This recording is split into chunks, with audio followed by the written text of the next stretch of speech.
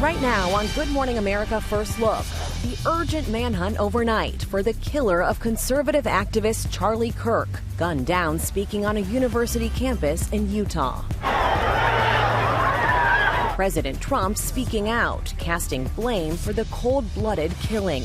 Radical left political violence has hurt too many innocent people. The FBI confirming overnight that a person of interest in the case has been released. Our experts weigh in on the scale of this investigation, the clues, and this morning a closer look at the disturbing rise in political violence across this country on both sides of the aisle. Plus the remarkable influence of Charlie Kirk, a husband and father, just 31.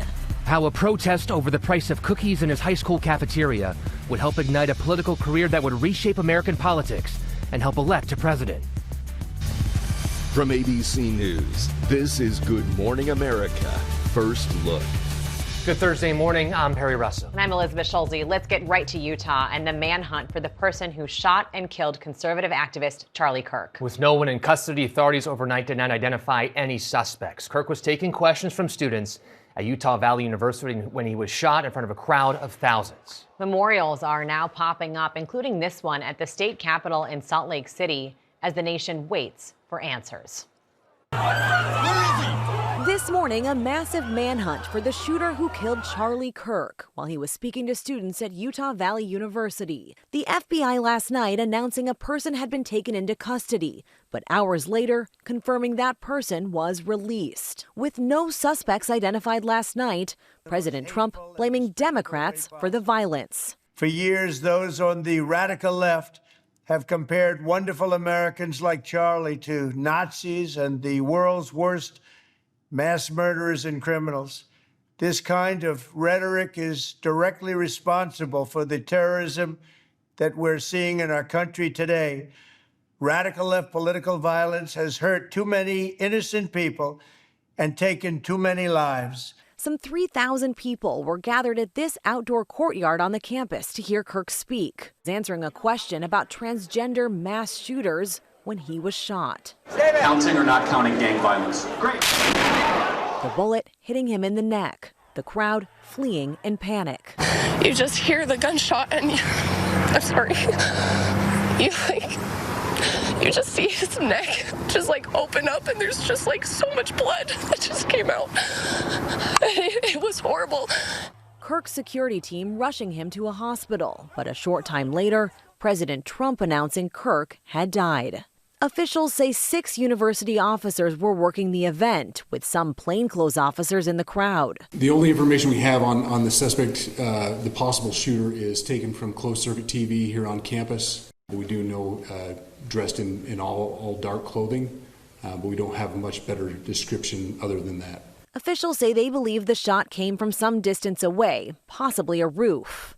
This is a case that in all likelihood will produce a lot of false leads. You've got a person that's really measured in what they did, which means they also may well have planned a way to sort of scurry away before law enforcement or anybody else can figure them out.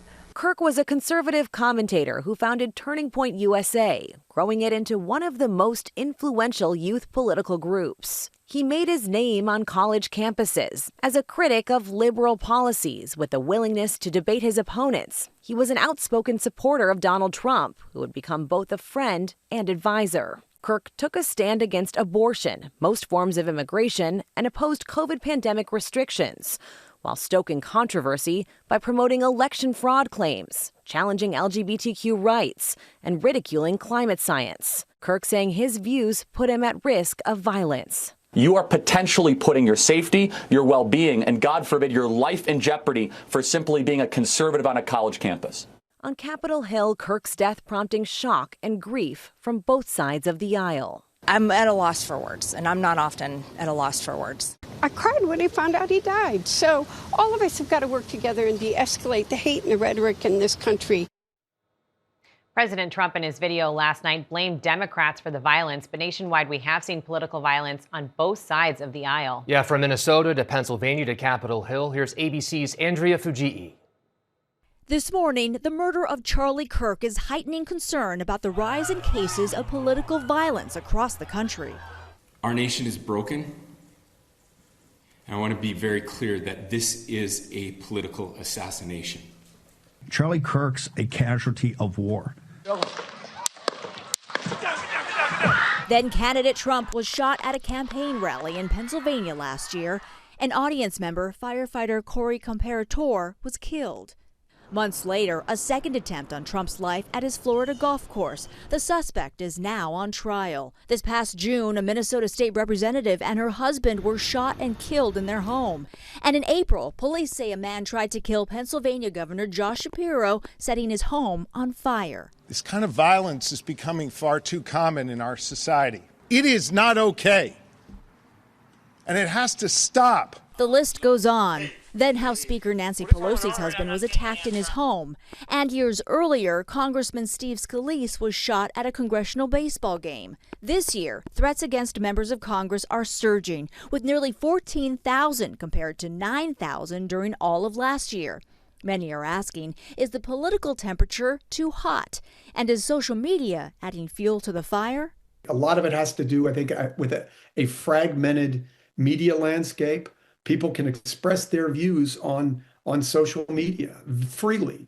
And I think that breeds a certain amount of incivility and division. Historian Mark Updegrove compares today's political divisions to the 1960s. The last time we saw a political climate that was as heated and divided as we're seeing today was the 1960s, a very tumultuous, tempestuous time in our history, where we saw the assassination of John F. Kennedy in 1963, Malcolm X in 1964, and Martin Luther King and Robert Kennedy in 1968. It shook this country to its very foundations.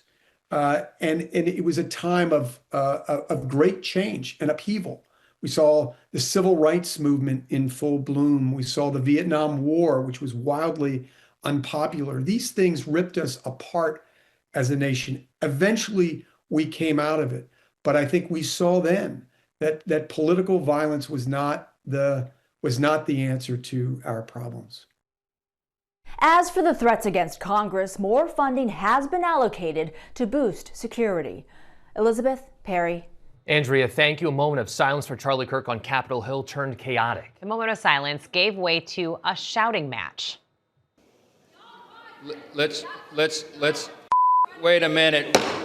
The House will be in order. The House will be in order.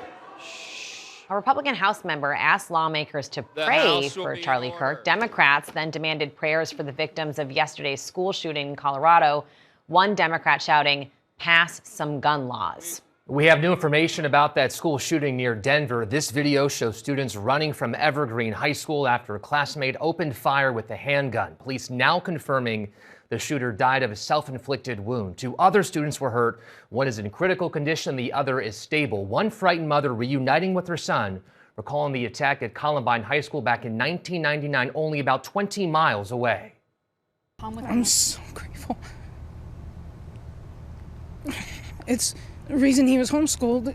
My dad was the first responder to Columbine, one of the first police officers on scene. It's been happening for too many years, and there's got to be a change. No word on a motive for that attack. Overseas, Israeli Prime Minister Benjamin Netanyahu is invoking today's anniversary of the September 11th attacks to justify Israel launching an attack inside Qatar this week, targeting Hamas, the attack triggering worldwide condemnation. ABC's Nicole D'Antonio has the latest from Washington. Nicole, good morning.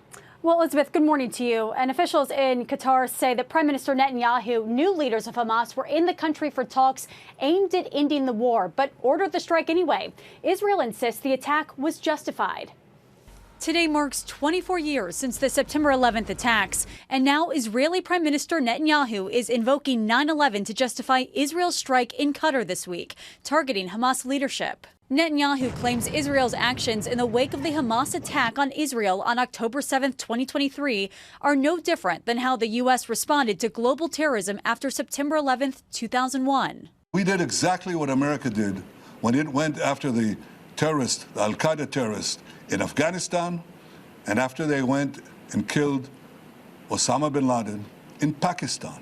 And we did so in Qatar, which gives safe haven. It harbors terrorists. President Trump condemned the strike, which apparently failed to kill any top Hamas officials. Qatar, a key U.S. ally, firing back at Netanyahu's comments, writing, quote, "The false comparison to the pursuit of al-Qaeda after the terrorist attacks is a new miserable justification for its treacherous practices." Qatar now vowing to hold Netanyahu accountable. Meanwhile, tensions also rising in Eastern Europe after Russian drones invaded Polish airspace, prompting NATO to scramble fighter jets to shoot them down.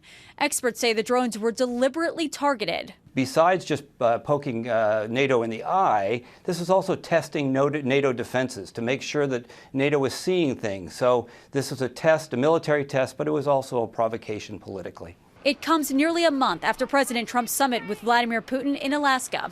Since then, Russia has ramped up deadly attacks on Ukraine. Poland's foreign minister saying, quote, "Putin laughs at President Trump's peace efforts. Since Alaska, he's only intensified the war. I hope that Trump backs his words with action."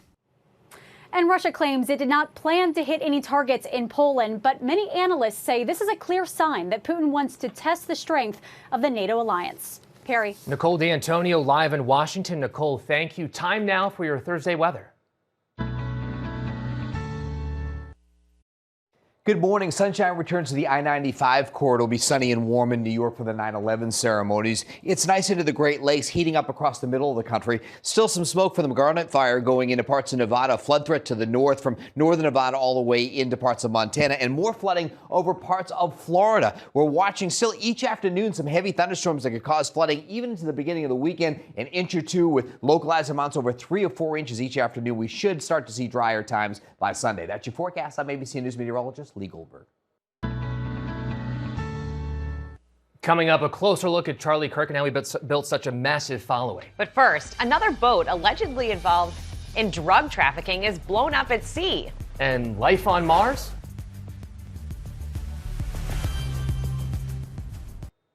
We are back now with a closer look at the life and legacy of Charlie Kirk, the husband and father gunned down on a college campus in Utah. His impact remarkable considering he was just 31 years old.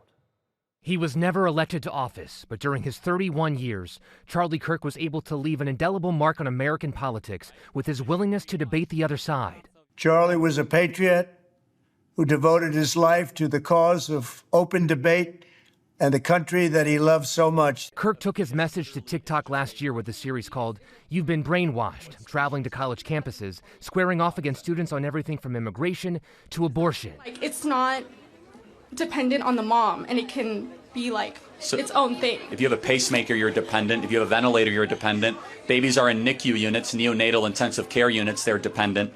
Dependency does not equal its degree of moral worth. Amassing more followers than Fox News, Tucker Carlson, even the Kamala Harris campaign. Speaking here about gender. You can't define what a man is? It's a little opaque. Again, you're looking at a man. But your video, the largest video on TikTok is, what is a woman, 20 million views. You don't know what a man is in your own worldview? I said you're looking at a man, right? Kirk voiced opposition to gay rights, rejected the separation of church and state, and described COVID lockdowns as government tyranny. He said he was simply speaking truths that others were too afraid to say out loud. Speaking here on guns. I think it's worth to have a cost of, unfortunately, some gun deaths every single year so that we can have the Second Amendment to protect our other God-given rights. That is a prudent deal. It is rational. Nobody talks like this. They live in a complete alternate universe.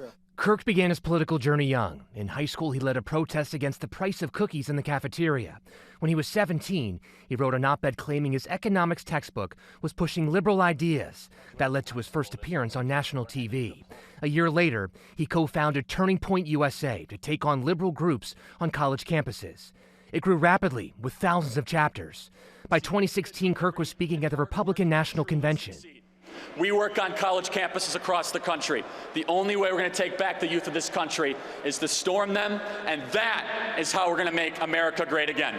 Initially skeptical of Donald Trump, he quickly embraced the campaign, and during Trump's first term, he claimed to have visited the White House about 100 times. Insiders calling him the Trump Whisperer. He's done something that is just incredible for somebody really of his age. You need tremendous talent to do what he's done. Building one of the most powerful youth organizations ever created, Turning Point USA, and I want to thank you, really, Charlie. Incredible job. After the 2020 election, Kirk was among those promoting false claims of election fraud. 4 years later, after Trump's re-election, he was credited with delivering the youth vote. His mission was to bring young people into the political process, which he did better than anybody ever, to share his love of country and to spread the simple words of common sense.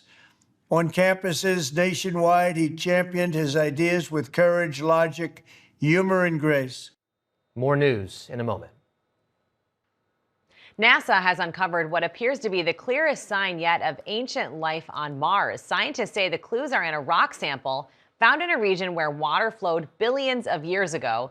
It contains elements like iron and sulfur, potential markers of past microbial life. A record-setting day for Oracle chairman Larry Ellison. He earned more than $88 billion yesterday alone, thanks to his company scoring some massive AI deals. Oracle stock surged, briefly moving him ahead of Elon Musk as the world's richest person. A royal reunion across the pond. Prince Harry met yesterday with his father, King Charles, for the first time in 19 months, fueling speculation that they're putting their differences behind them. The king is undergoing cancer treatment. Okay, so imagine being the dentist in this office. A 385-pound line from an Australian zoo needed a fang to be capped. After cracking it while eating a bone, the experts needed just 30 minutes to make things right. Those eyes are open. It's creepy. Checking more top stories, a manhunt is underway for the shooter who killed conservative activist Charlie Kirk. He was gunned down at a university in Utah while taking questions on mass shootings. Police are set to hold a news conference this morning at around 9 o'clock Eastern after releasing 2 people of interest in the case and identifying no other suspects. Kirk was a leading voice for young conservative voters, President Trump calling him a martyr for truth and freedom. Police say a man wanted for murdering an elderly couple in Queens, New York, then setting their house on fire, has been arrested in Times Square. They say he was caught after using the victim's credit cards. Today's weather, heavy rain and possible flooding in the Northwest and Northern Rockies. Rain also in the Southwest and in Florida. And finally, we meet some of the people who persevered in the 24 years since 9/11. Here's Danny New. On the 24th anniversary of the September 11th attacks, we are hearing from those affected on how their passions have driven them forward. For Tom Lowe, who is now both a chef and doctor, he was working on the 73rd floor of the South Tower when the first plane struck. And I kind of look back, I can see out the windows, and it's raining paper.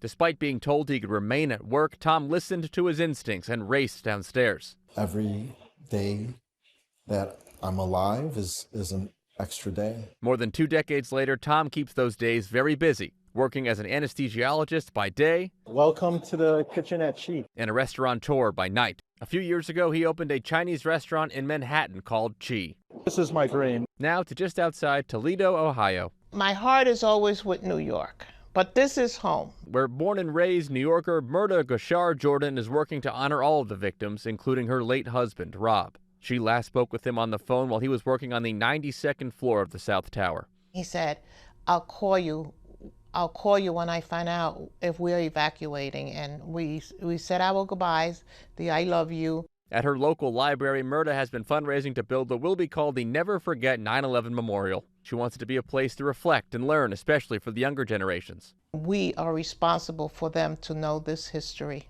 The memorial will feature both indoor and outdoor elements as Murda tries to make sure it's ready in time for the 25th anniversary next year. Regardless, though, Murda says she hopes these stories, like her husband's, are told for centuries. Just a true love story. It was a fairy tale, and it was ours. And now I share that with the world. And guys, Murda is still taking donations, which you can contribute to at neverforget911memorial.org. She's even planning to build a statue to honor the canines who worked that day. Danny, thank you. That's your Good Morning America First Look. Stay with ABC News throughout the day for the 9/11 commemorations and the latest on the shooting of Charlie Kirk. Have a great day, everybody.